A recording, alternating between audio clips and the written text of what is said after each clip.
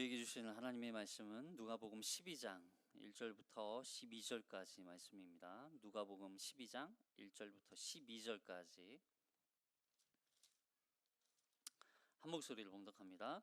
그동안에 무리 수만 명이 모여 서로 밟힐 만큼 되었더니 예수께서 먼저 제자들에게 말씀하여 이르시되 바리새인들의 누룩 곧 외식을 주의하라. 감추인 것이 드러나지 않을 것이 없고 숨긴 것이 알려지지 않을 것이 없나니 이러므로 너희가 어두운 데서 말한 모든 것이 광명한 데서 들리고 너희가 골방에서 귀에 대고 말한 것이 지붕 위에서 전파되리라.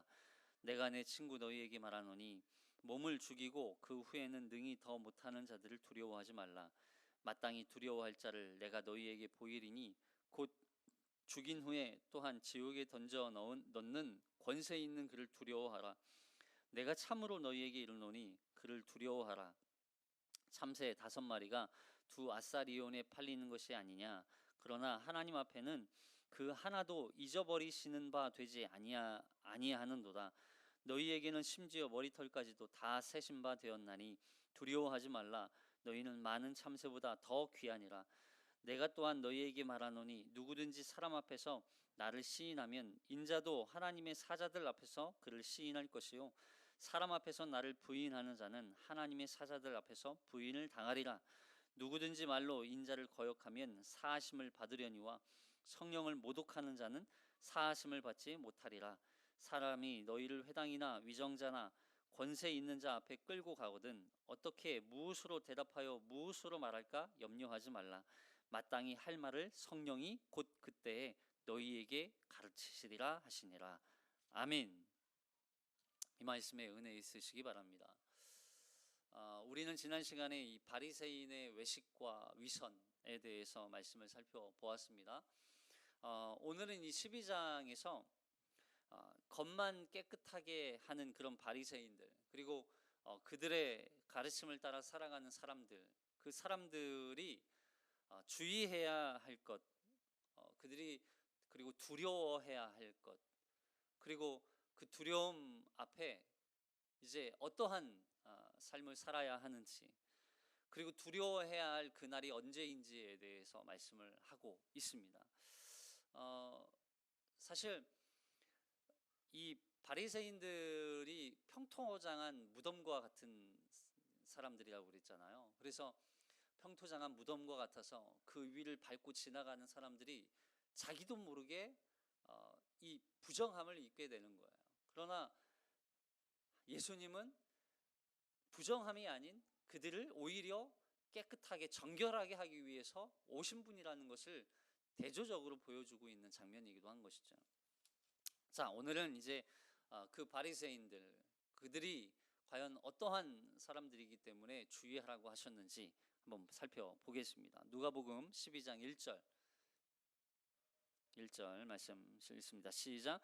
그동안에 무리 수만 명이 모여 서로 밟힐 만큼 되었더니 예수께서 먼저 제자들에게 말씀하여 이르시되 바리새인들의 누룩 곧 외식을 주의하라. 아멘. 여기 예수님을 따르던 무리가 얼마나 많아졌는지 알 수 있죠. 무리 수만 명이 모여 예수님의 이 가르침을 듣고 예수님을 따르는 무리도 있고, 또 예수님이 일으키는 어떤 신비한 기적과 이적들, 그 놀라운 어떤 현상들을 보고 예수님을 따라온 사람들도 있을 것이고, 그리고 예수님이 행하시는 그 모습이나 말씀에 대해서 트집을 잡고 또 오히려 예수님을 대적하기 위해서 따라다니는 사람들도 있었어요. 어쨌든 그런 무리들이 수만 명이 되었다는 거예요. 수만 명, 사람들이 밟힐 만큼 굉장히 많은 무리가 예수 그리스도를 따라간다는 것이죠. 그러나 그 가운데 정말 예수님을 따라다니는 사람들 가운데 과연 예수님을 따라다니는 사람들, 과연 제자는 누구냐는 거예요. 제자. 그런데 그 중에 누가 예수님을 따르는 제자인가? 정말 예수님을 생명의 주로, 그리고 구원의 주로 따르는 사람들이 예수님을 따르기 위해서 과연 주의해야 할 것들이 무엇인지를 알려주는 거예요. 여러분, 우리는 예수님을 그저 그 믿는다고 말을 하면서 예수님을 따른다고 말은 하지만 과연 어떻게 사는지, 어떻게 해야 하는지, 무엇을 주의해야 되고 무엇을 하지 말아야 하고 무엇을 해야 하는지 이걸 잘 모를 때가 있어요. 그래서 바리새인들처럼 전통적이고 윤리적인 어떤 그런 규율들로 규정화해서 마치 이것이 우리의 신앙인 줄 알고 이것이 우리의 어떤 신앙의 모습, 본 모습인 줄로 착각할 때가 있다는 거예요. 때로는 그것이 어떤 11조가 될 수도 있고 헌금이 될 수도 있고, 때로는 어떤 기도도 새벽 기도가 될 수도 있고, 물론 이것들은 다 신앙에 있어서 필요한 것들이에요. 그러나 이런 것들이 우리가 정말 예수님을 믿는다고 잘못 오해할 수 있는 기준이 될 수 있다는 걸 우리가 주의해야 하는 거예요.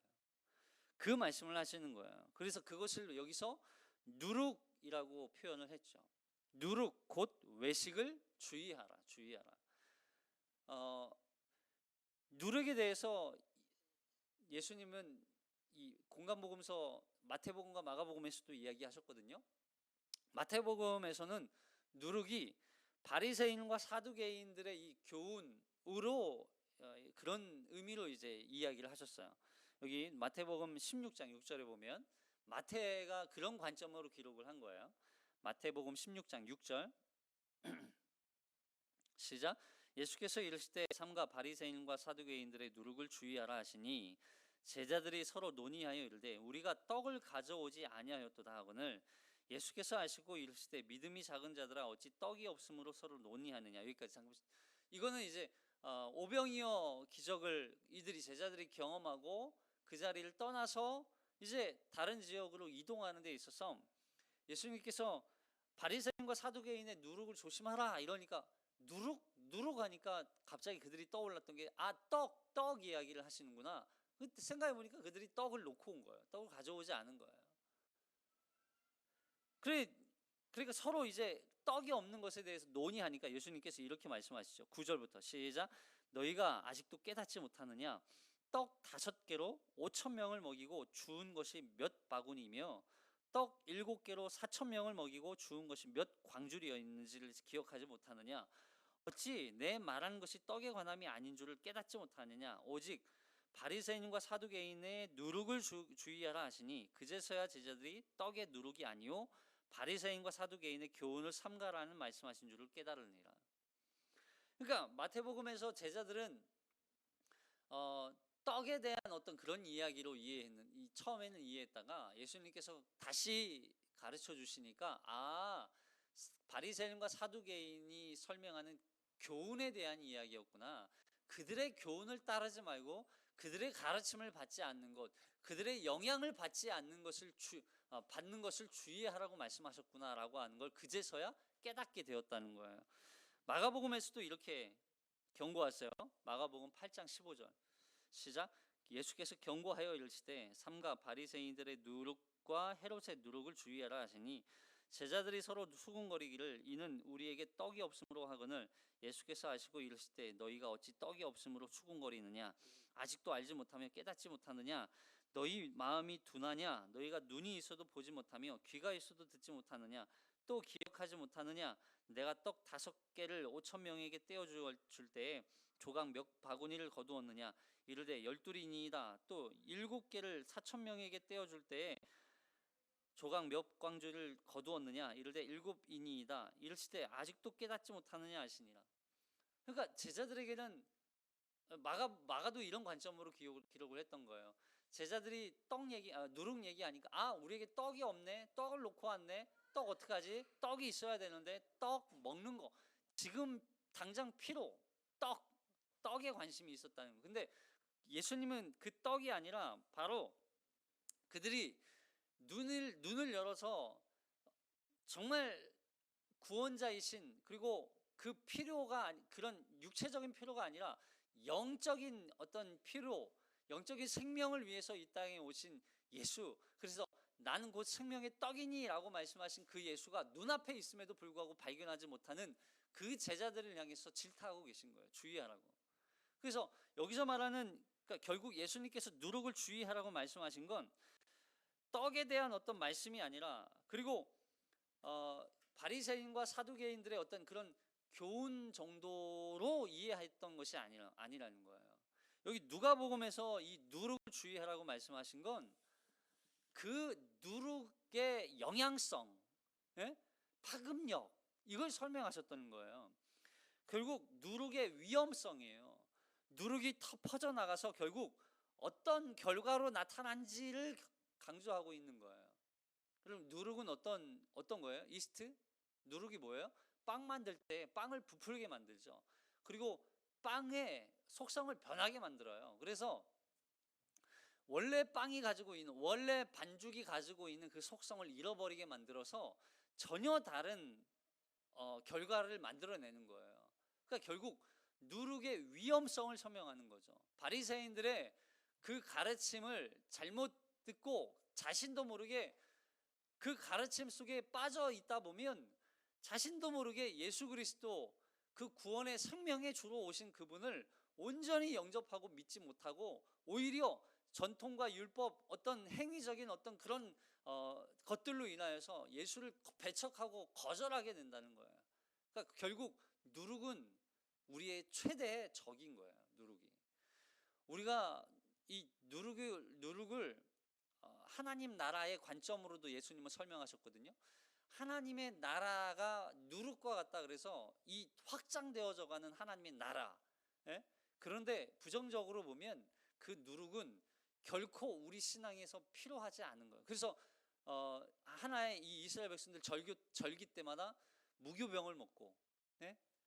누룩이 들어가지 않은 빵을 먹고 그들이 절기를 보내는 때도 있다고요. 그 절기만큼은 뭘 보내요? 뭘 생각해요? 예수 그리스도의 구원의 은혜를 그들은 기억하는 거예요. 이렇게 누룩을 조심하라는, 이런 누룩을 조심하라는 거예요. 앞서서 바리새인들의 이 위선에 대한 말씀을 나누었어요. 겉은 정결한 것처럼 보이지만 그 속은, 그 마음은 더럽고 부정한 거예요. 근데 그 부정이 바리새인에게만 그치는 게 아니라니까요.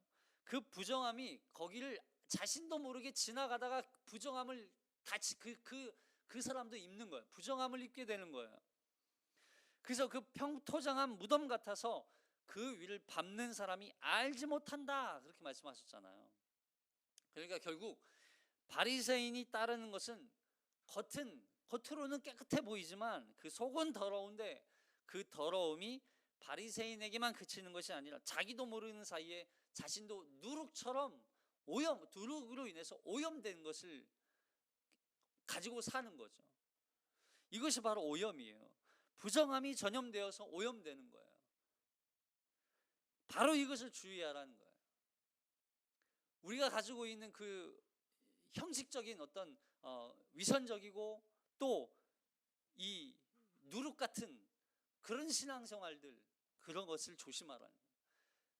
그것으로 인해서 우리가 예수님을 온전히 바라보지 못하고 온전히 믿지 못하고 그분을 영접하지 못하게 되는 결과가 될 수도 있다는 거예요.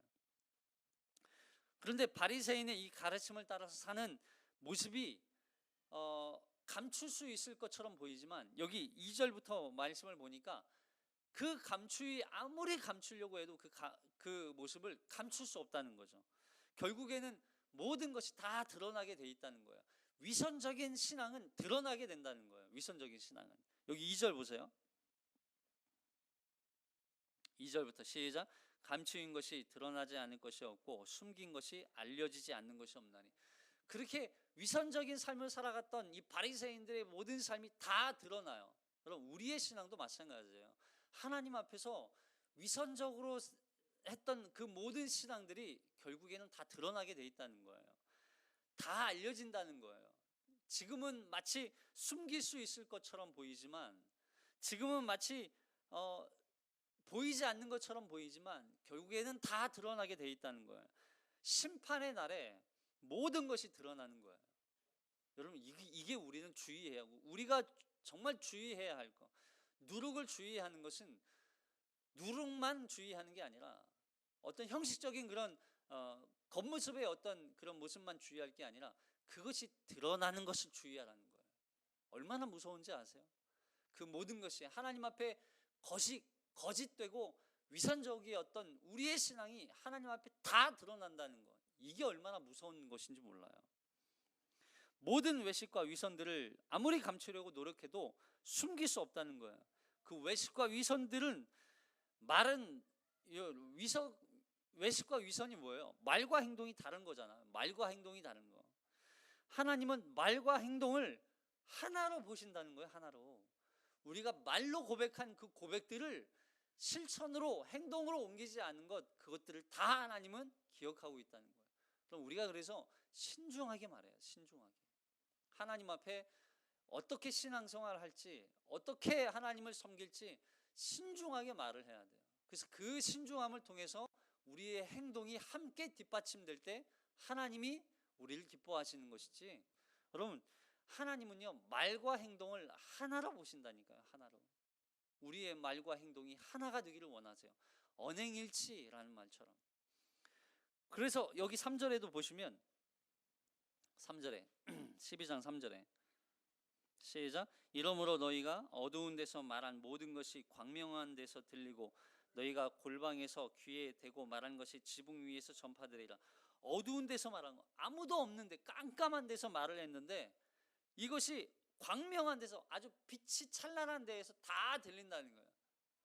그리고 너희가 골방에서, 아무도 없는 골방에서 귀에 대고 아주 들릴 듯 말 듯 얘기했는데 지붕에서 아주 확성기를 켜놓고 스피커가 달려있는 것처럼 다 들린다는 거야. 다 드러나게 전파가 된다는 거야. 이게 바로 하나님이 우리를 보시는 거예요.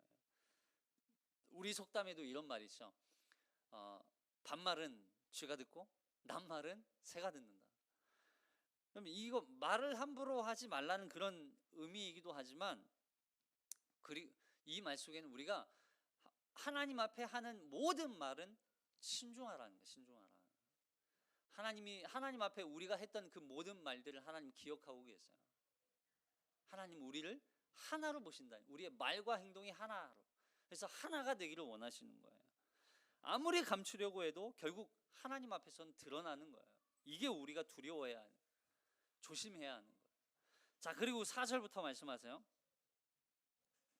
그렇다면 우리가 마땅히 두려워해야 할 자가 누구라는 거예요? 하나님이시라는 걸 얘기하는 거죠. 4절부터 7절까지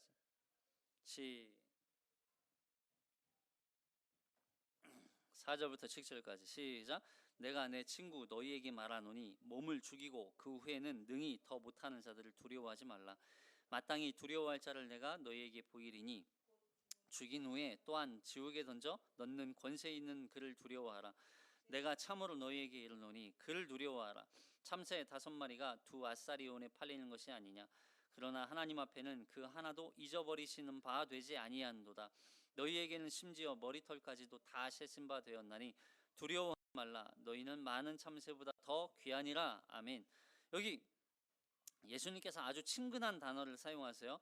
내가 내 친구 너희에게 말하노니. 너희, 여기서 말하는 너희는 누구예요? 예수님을 영접하고 믿고 따르는 자들, 예? 그 예수 그리스도를 따라가는 사람들, 제자들, 그 사람들을 향해서 뭐라고 불러요? 친구라, 이렇게 불러요. 친구라. 하나님이 아브라함을 향해서도 친구라 불렀었죠. 친구라. 근데 그 친구의 의미는 동역의 의미였어요. 동역의 의미. 그러니까 앞으로 이 제자들을 향해서 친구다 이렇게 부르는 건 예수님과 함께 예수님의 사역을 감당할 제자들, 함께 동역을 감당할 제자들을 향해서 친구라 이렇게 부르는 거죠. 그 제자들이 정말 두려워해야 할 대상은 누구라는 거예요? 하나님이라는 거예요. 너희가 내 친구라면 너희는 내 말을 반드시 들어야 한다. 너희가 나와 함께 하나님의 사역, 이 구원 사역을 감당할 내 제자라면 너희는 반드시 내 말을 들어야 한다. 이 이야기를 하는 거예요. 정말 예수님을 따른다면 누구를 두려워해야 할지를 알라. 정말 예수님을 믿기로 결정했다면, 그 예수님을 믿어야 한다면, 그 예수님을 믿는다고 고백했다면 정말 두려워해야 할 자가 누구인지를 알라는 거예요. 자, 물론 여기서 예수님을 믿고 예수님을 따라가는 삶은 아주 혹독한 고난이 따라오게 돼 있어요. 그런 고난이 없다는 얘기가 아니에요. 여기 몸을 죽이고 보세요. 여기 4절에 보니까 내가 내 친구 너희에게 말하노니 몸을 죽이고 그 후에는 능히 더 못하는 자들을 두려워하지 말라. 그러니까 몸을 죽이는 사람들이 있다는 거예요. 우리를, 예수님을 따라가고 예수님을 믿는 사람들을, 그 몸을 죽이는 자들이 있다는 거예요. 그렇게 몸이 죽임을 당하고 고난을 당하고 환난을 당하는 그런 날이 있다는 얘기예요. 그런 날이 없다는 얘기가 아니에요. 그런 날이 있다는 얘기예요. 예수를 믿고 따를 때 우리에게 우리가 생각하지 않았던 고난들이 찾아온다는 거예요. 때로는 우리의 몸이 그런 죽임을 당할 수도 있는 환난에, 고난에 닥칠 수도 있다는 얘기예요. 당시 예수님을 따르는 사람들은 어떻게 됐을까요? 우리가 너무 잘 알고 있죠. 초대교회 그 당시 그 사람들에게는 예수님을 따르고 하나님을, 이 바리새인과 다시 그 전통을 따르지 않는 사람들과 예수님을 따르는 사람들은 거의 배척당했어요. 그들의 공동체로부터 떠나야 했어요. 외면당해야 했어요. 그리고 심지어는 죽임을 당하기도 했어요. 그러다 보니까 두려워서 예수님을 믿고 예수님을 따른다는 그 고백, 그리고 그렇게 살아가지 못하는 사람들이 많이 있었다니까요. 그래서 바리새인의 가르침을 어쩔 수 없이 속으로는 예수님을 따라가고 싶은데 겉으로는 예수님을 따르지 않는 척을 해야 하는 거예요. 그래서 바리새인의 가르침을 어쩔 수 없이 계속 따를 수밖에 없었던 거예요. 두려워서. 여러분 생각해 보세요. 그 상황 가운데 있었다면 우리도 아마 두려워서 그렇게 예수님을 믿는다고 대놓고 얘기하지 못했을 거예요. 물론 지금 오늘날도 그런 현상들이 나타나죠. 코로나로 인해서 교회가 굉장히 많은 질타를 받을 때, 그 당시에 교회 다닌다는 이야기 하기 쉽지 않았어요. 네? 너 교회 다니지? 네 교회는 다 왜 그래?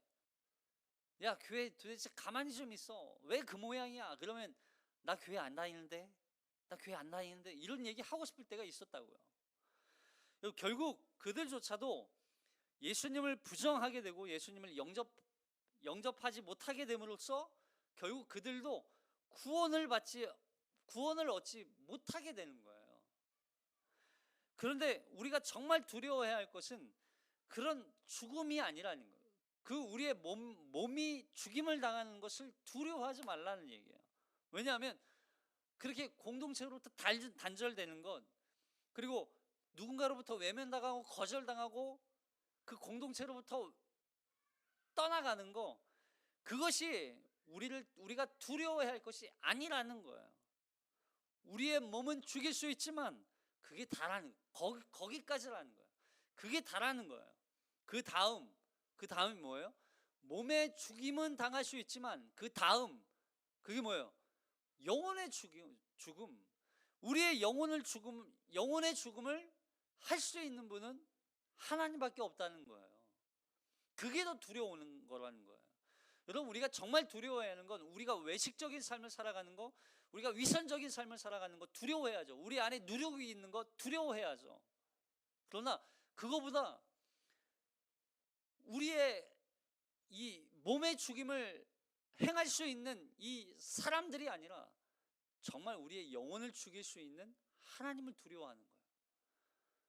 우리의 영혼을 죽일 수 있는 영원한 생명을, 우리가 마지막 생명, 우리의 보루예요. 우리가 생명을 죽는, 우리의 몸이 죽는 건 한 번 정해진 것이고 어쩔 수 없이 모든 사람들이 다 죽는 거예요. 근데 누구는 예수 그리스도를 믿음으로 말미암아 하나님을 두려워하고, 그렇게 영혼을 죽이는 하나님을 두려워함으로 말미암아 하나님의 그 영혼이 살아나는 생명을 얻는 자들이 있고, 그 생명을 얻지 못하는 자들이 있다는 거예요. 뭐가 두려운 거예요? 그냥 이 몸이 죽는 것 자체가 두려운 거예요? 그럼 우리는 그냥 이 세상에서 한번 죽고 나면 끝인 걸로 착각하고 사는 거죠. 그러나 우리의 영혼을 죽일 수 있는 분, 그분을 두려워하는 게 우리가 가져야 할 참된 신앙의 자세인 거예요. 여기 5절에 지옥에 던져넣는 권세 있는 그를 두려워하라. 지옥에 던져넣는 권세 있는 그를 두려워하라. 여러분, 우리가 여러분, 이 표현을 우리 기억해야 돼요. 이 표현을 우리가 영혼을 죽일 수 있는 분은 하나님이시지만 그 영혼을 죽인다는 의미가 그냥 소멸되는 그런 얘기가 아니라니까요. 영혼이 소멸되고 육체가 소멸되면 끝나면 없어지면 다행이죠. 여러분, 그렇게 소멸되는 게 아니라 우리가 어디에 가요? 지옥에 간다니까요. 영원한 형벌, 끊이지 않는 형벌이 있는 곳, 우리의 영혼이 거기에 가서 우리의 육체를 입고 거기에서 영원한 고통을 당하는 거, 거기가 지옥이잖아요. 그 지옥에 우리를 집어넣을 수 있는, 쳐 넣을 수 있는 분이 하나님이시라니까요. 이게 두려운 거예요. 그냥 우리가 단순히 이 세상 살다가 몸이 죽고 시간이 지나서 또 하나님의 심판받아서 그냥 영혼이 소멸되고 없어지면 다행이죠. 없어지지 않아요. 우리는 모든 자들이 다 영원한 삶을 살 거예요. 그러나 누구는 하나님 나라에서 영원한 삶을 살 거고, 누구는 지옥에서 영원한 고통 가운데 산다는 거예요. 이게 두려운 거죠. 이게 두려운 거예요. 그러니까 정말 우리가 두려워할 대상은 사람이 아니라 바로 하나님이라네요. 하나님. 모든 것 위에 뛰어나신 재판관이신 하나님, 심판자이신 하나님. 하나님은 몸의 죽음뿐만 아니라 영혼의 죽음까지도 하실 수 있는 유일하신 분이기 때문에 그분을 두려워하라. 여기 지옥에 던져넣는 권세 할 때 지옥이라는 단어가 게헨냐라는 단어거든요. 게헨냐. 근데 이 단어가 최후 형벌의 장소를 뜻하는 의미예요. 최후 형벌의 장소. 이 단어가 히브리어로 뭐라고 쓰여 있냐면 흰놈 골짜기라고 써 있어요. 흰놈 골짜기. 기억하세요?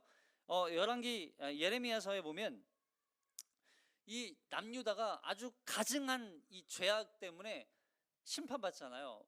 바벨론으로부터 심판받아요. 그 형벌로 이스라엘의 시체가 어디에 던져지냐면 여기 흰놈 골짜기에 던져져요. 여기 예레미야서 7장 30절에 볼게요. 예레미야서 7장 30절 시작. 여호와께서 말씀하시되 유다 자손이 나의 눈앞에 악을 행하여 내 이름으로 일컬음을 받는 집에 그들의 가증한 것을 두어 집을 더럽혔으며 흰놈의 아들 골짜기에 도벳 사당을 건축하고 그들의 자녀들을 불에 살랐나니 내가 명령하지 아니하였고 내 마음에 생각하지도 아니한 일이니라. 그러므로 여호와께서 말씀하시니라. 날이 이르면 그곳에 도벳이라 하거나 흰놈의 아들의 골짜기라 말하지 아니하고 죽임의 골짜기라 말할지니 이는 도벳에 그 자리 없을 만큼 매장했기 때문이니라. 이 백성의 시체가 공중의 새와 땅의 짐승의 밥이 될 것이냐? 그것을 쫓을 자가 없을 것이라. 그때 내가 유다 성읍과 예루살렘 거리에 기뻐하는 소리, 즐거워하는 소리, 신랑의 소리, 신부의 소리가 끊어지게 하리니 땅이 황폐하리라. 그렇게 이 유다가 하나님 앞에 범죄하였을 때, 악을 행하였을 때 그들이 했던 일 중에 하나가 바로 이 흰놈 골짜기, 이 도벳이라고 하는 곳에 가증한 산당을 지어버려요. 그러니까 거기에다가 하나님이 이 이스라엘 유다 백성들의 시체를 거기다가 쌓아버리시는 거예요. 거기가 흰놈 골짜기예요. 여기가 바로 뭐예요? 게헨나, 영원한 형벌, 최후 형벌을 지칭하는 땅. 이곳에 하나님의 영원한 심판이 있다는 거예요. 우리를 거기다가 영원한 형벌이 있는 곳으로 우리를 집어넣을 수 있는 권세가 있는 분이 바로 하나님이시라는 거예요. 이게 얼마나 두려워요. 이게 얼마나 두려운 거예요. 여러분, 우리가 정말 두려워해야 할 분은 하나님 한 분이신 거예요. 그런 지옥에 던져넣는 권세를 가지신 분, 그분을 두려워하라는 거예요. 바리새인들은요, 하나님을 두려워하지 않았어요. 뭘 두려워했을까요? 그들은요, 자신들이 따르는 율법과 전통을 어기는 것을 두려워했죠. 하나님이 하신 말씀을 두려워하지 않았어요. 그들이 따르는 그 자리에 하나님의 말씀을 다 던져버리고 자신들이 가져다 놓은 율법과 전통을 앉혀다 놓고 그걸 두려워하고 있는 거예요. 내가 생각하는 하나님, 여러분 잠시 우리는 다시 한번 생각해야 돼요. 하나님을 향해서 사랑의 하나님이라고만 말하지만 그 하나님의 이면에는 두려워해야 할 하나님도 함께 있는 거예요. 그 하나님을 두려워하라는 거예요. 자, 그런데 4절 5절에서는 몸과 영혼까지 죽일 수 있는 그 하나님을 두려워하라 이렇게 말씀하면서 6절부터 7절에 하나님은 또한 돌보시는 분이다 이렇게 설명해요. 자, 우리 앞에 읽었던 6절 7절 읽어볼게요. 6절 7절 시작. 참새 5마리가 두 아사리온에 팔리는 것이 아니냐. 그러나 하나님 앞에는 그 하나도 잊어버리시는 바 되지 아니하시는도다. 너희에게는 심지어 머리털까지도 다 세신 바 되었나니 두려워하지 말라. 너희는 많은 참새보다 더 귀하니라. 이 하나님은 돌보시는 하나님이라는 거예요. 그 하나님이 우리의 하나님이기 때문에 너희는 두려워하지 말라 이렇게 말씀하세요. 수많은 사람들이 예수님을 향해 열광을 하고 열정적으로 따라다니고 그 예수님을 향해서 모여들었지만 예수님이 누구신지도 알지 못한 채 그저 자신들의 피로와 유익을 얻기 위해서 이 사람들은 모였어요. 근데 보세요. 어떤 사람들을 돌보실까요? 예수님을 따르는 사람들, 예수님을 정말 믿음으로 영접한 사람들, 예수님이 정말 진정한 그리스도이심을 믿고 그 그리스도이심을 인정하고 시인하고 다음에 나오는 말씀이죠. 그 예수님을 따라가는 사람들, 삶으로 그 예수를 살아내는 사람들, 그 사람들이 돌보심을 받는다는 거예요. 여러분, 여기에 그 예수님을 따르는 사람들 반드시 하나님을 돌보시는 거예요. 근데 여기 보니까 참새 5마리가 두 아사리온에 팔려요. 여러분, 참새 당시에 참새가 얼마나 흔했겠어요. 지금도 흔한데, 그죠? 지금은 시골 가면 참새 많아요. 물론 많이 없어졌죠, 예전에 비해서. 근데 그 참새 5마리가 두 아사리온에 팔려요. 이 아사리온은 노동자가 하루 일삭, 하루 품삯을 받는 그 품삯의 16분의 1이에요. 16분의 1. 그러니까 만약에 5만 원을 하루에 벌면 한 아사리온이 3,000원이에요. 3,000원. 3,000원. 그리고 두 아사리온이니까 6,000원인 거예요. 5만 원 벌어서 참새를 6,000원에 사요. 그 흔한 참새를. 사실 싼 건 아니죠. 당시로 생각하면 싼 건 아니에요. 비싼 거예요. 근데 그럴 만큼 이 참새는 흔한 존재였고 가치 없고 무가치한 존재였는데 그만큼의 가치를 주고서라도 너희를 돌볼 수 있는 분이 하나님이시라는 걸 말하는 거예요. 하나님은요, 그렇게 우리를 돌보신다는 거예요. 그렇게 무가치하고 아무짝에도 쓸모없고 버림받은 것 같고 정말 아무것도 아닌 그들을 그렇게 엄청 어마어마한 대가를 지불해서라도 그렇게 귀하게 대접하고 보호하시고 돌보실 분이라는 걸 설명하는 거라고요. 하나님이 우리를 그렇게 돌보신다고요. 이해되세요? 하나님이 우리를 그렇게 돌보고 계실 거예요. 그리고 우리를 함께 하시는 거예요. 그러니까 우리는 두려워할 게 없는 거예요. 그 하나님을 심판의 하나님으로 우리가 두려워해야 하지만 그 하나님은 우리를 돌보시는 하나님으로 우리는 그를 두려워하지 아니하고 그를 이게 바로 경외예요. 경외. 하나님을 경외하는 거예요. 자, 그러면 우리가 무엇을 어떠한 자세로 그 하나님을 예수님을 따라야 하는가? 자, 여기 8절부터 볼게요. 8절부터 12절까지 시작. 내가 또한 너희에게 말하노니 누구든지 사람 앞에서 나를 시인하면 인자도 하나님의 사자들 앞에서 그를 시인할 것이요 사람 앞에서 나를 부인하는 자는 하나님의 사자들 앞에서 부인을 당하리라. 누구든지 말로 인자를 거역하면 사하심을 받으려니와 성령을 모독하는 자는 사하심을 받지 못하리라. 사람이 너희를 회당이나 유정자나 권세 있는 자 앞에 끌고 가거든 어떻게 무엇으로 대답하며 무엇으로 말할까 염려하지 말라. 마땅히 할 성령이 곧 그때 너희에게 가르치시리라 하시니라. 여러분, 하나님은 두 가지를 보시는 거예요. 시인하느냐 부인하느냐. 시인하느냐 부인하느냐. 둘 중에 하나예요. 그러니까 사람들 앞에서 예수님만이 참된 구원자이십니다, 나는 예수님을 믿고 따르는 사람입니다 라고 사람들 앞에서 시인하면 예수님도 하나님의 사자들 앞에서 그렇게 고백한 사람을 제가 바로 저 사람이 나를 믿는 사람입니다 라고 똑같이 그를 시인하겠고, 예수를 사람들 앞에서 부인하면 예수님도 하나님 사자들 앞에서 부인을 당한다 이렇게 얘기하시는 거예요. 여러분, 이거 마태복음에서는 사자들, 하나님의 사자를 뭐라고 하냐면 하나님 앞에서라고 표현했어요. 여기 보세요. 마태복음 10장 32절.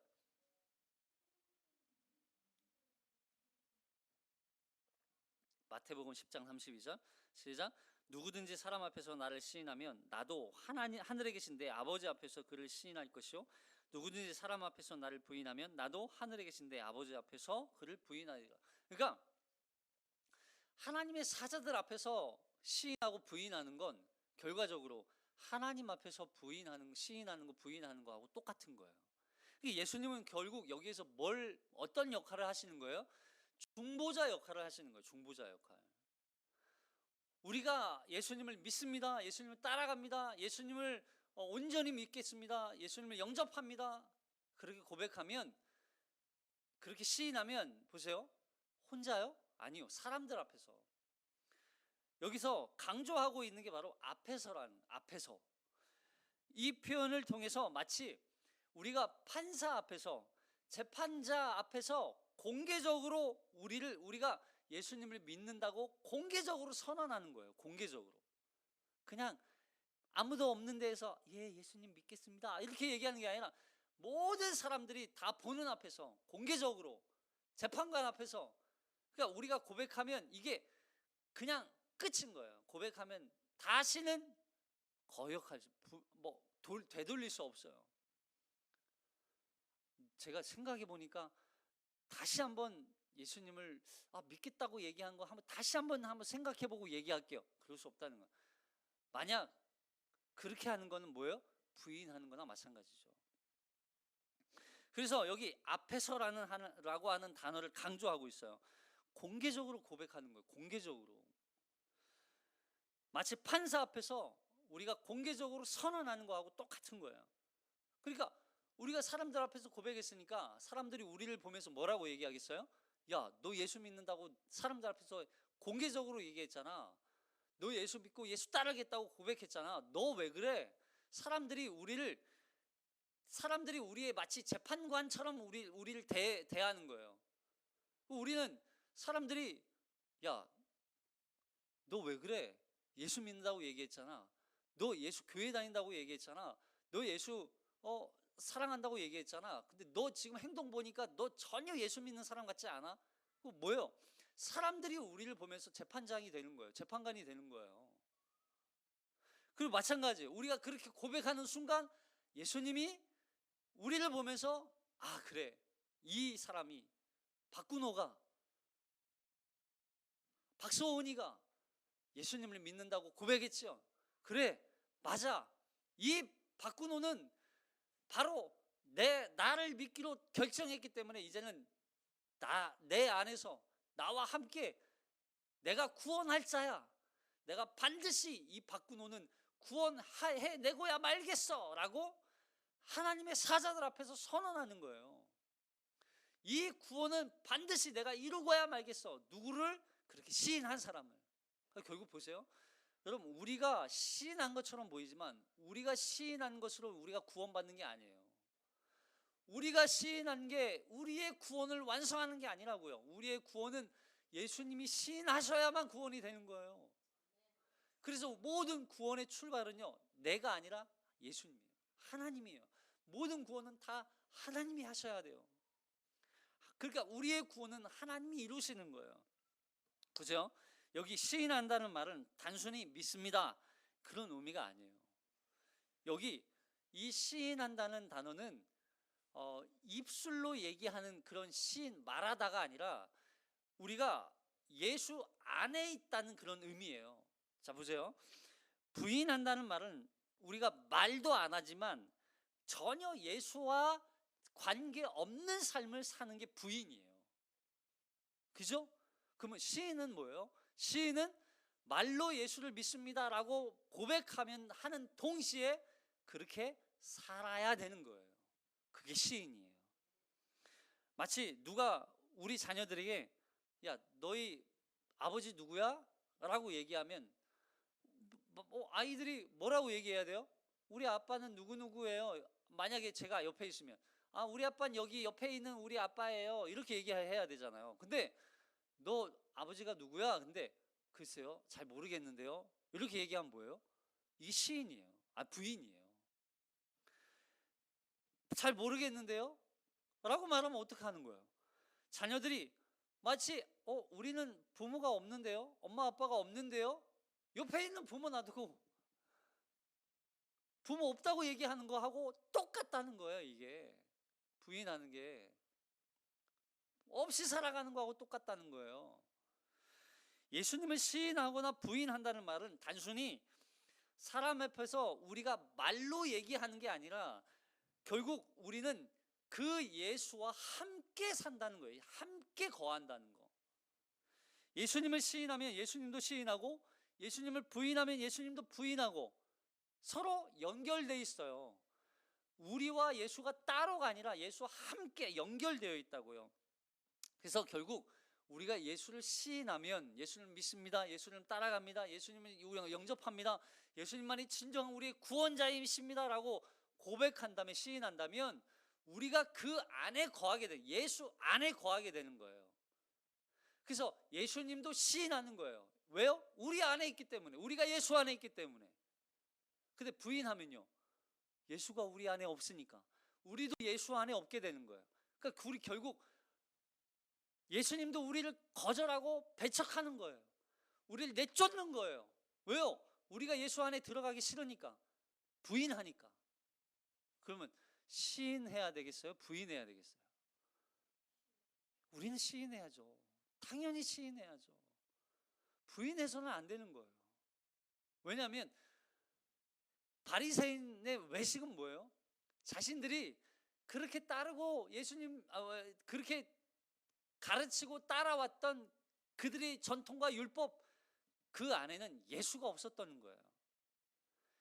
예수를 부인한다는 건 결국 그들은 예수가 그들 속에 그들과 함께 있는 걸 거절하고 거부한 거죠. 배척한 거죠. 그러니까 결국 예수님도 바리새인과 서기관 율법학자들을 어떻게 해요?